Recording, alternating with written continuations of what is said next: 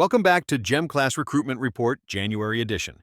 Today we're going to dive into the January contact period, an essential phase for underclassmen that has undergone significant changes in recent years.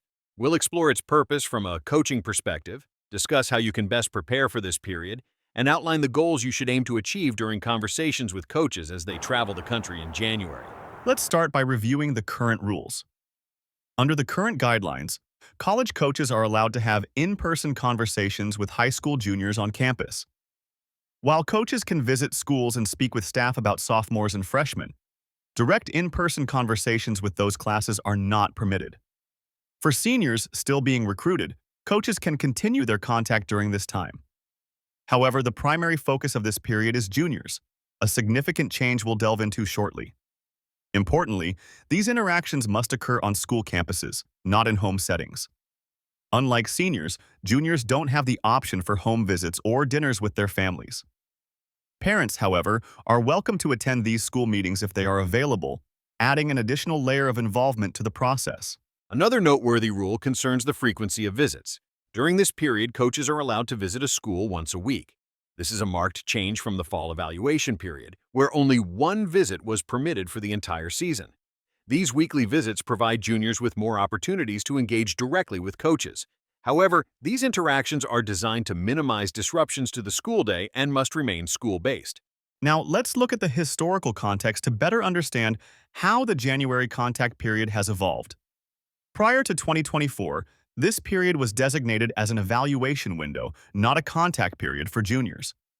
Coaches would visit schools to gather information about underclassmen, juniors, sophomores, and freshmen, but they were limited to direct conversations with seniors only. This setup, however, came under scrutiny as it became clear that bumps were happening frequently.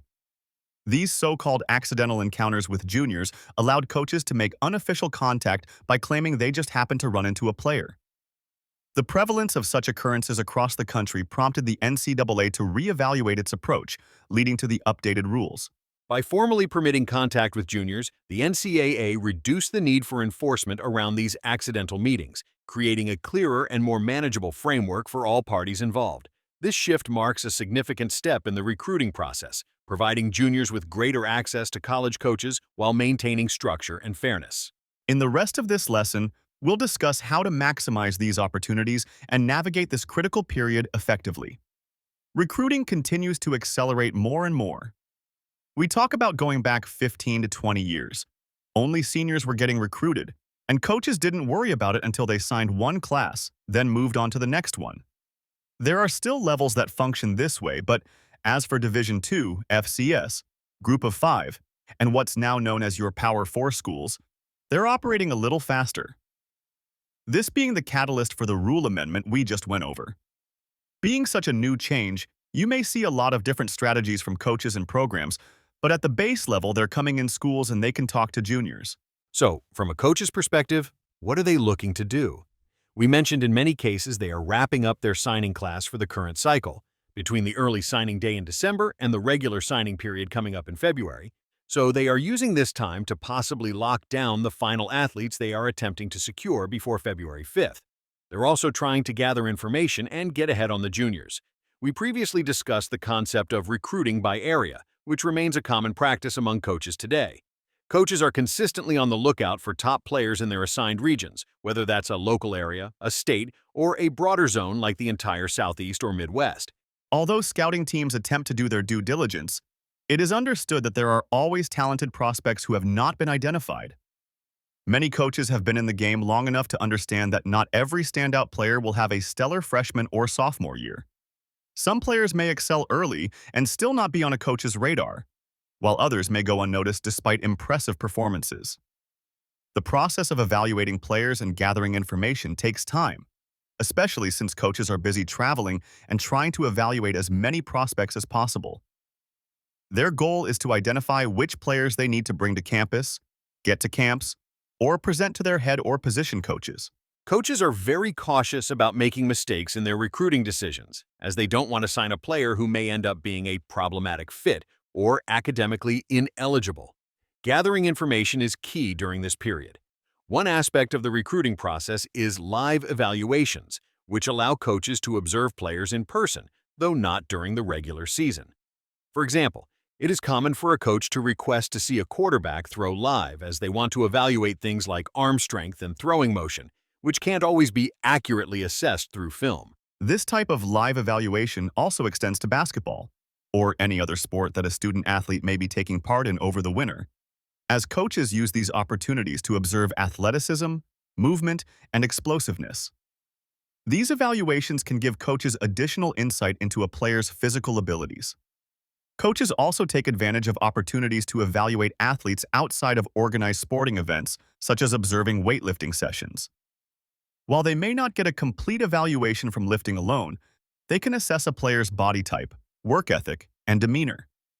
Coaches are constantly trying to get ahead of the competition by finding ways to evaluate players outside of traditional practice and game settings. To prepare for this process, student athletes should take proactive steps, beginning with communicating with their high school coach. Coaches are critical in connecting players with recruiters, so athletes should make sure to keep their coach informed about the upcoming contact period and any potential visits from coaches. Coaches may provide valuable insight into areas for improvement or what steps need to be taken to progress in the recruiting process. Beyond communication with the high school coach, athletes should ensure their highlight film is up to date and properly formatted for coaches to easily view. Additionally, grades must be in good standing, and it's helpful to have academic transcripts readily available, as many coaches will request this information during their visits.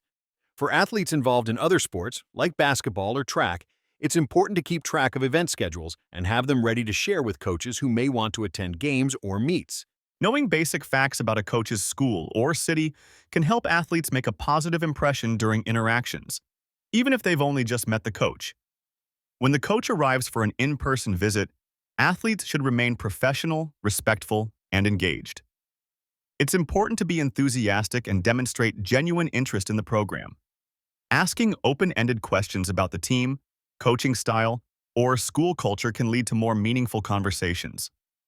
Coaches appreciate athletes who show that they are informed and eager to learn more about the program. Providing thoughtful, thorough answers to questions is equally important. This not only shows personality but also demonstrates engagement and the ability to communicate effectively. There are certain topics that should be avoided early on, such as NIL discussions or asking about playing time. Instead, athletes should focus on building rapport with the coach and demonstrating that they are serious about the recruiting process. Every interaction with a coach should end with clear next steps. It's critical to ask for contact information and establish a plan for follow-up.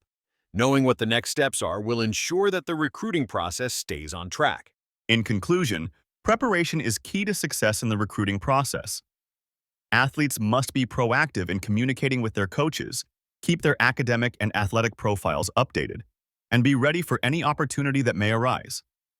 By staying organized and engaged, athletes can make the most of their recruiting opportunities and increase their chances of landing a spot on a college football roster. We hope you were able to pull some key takeaways from this show, as there was a lot of great information packed in there. For any questions, both related to this topic or general, reach out to us at gemclassrecruiting.com. We will see you in February for the next installments of our monthly calendar and contact period segments.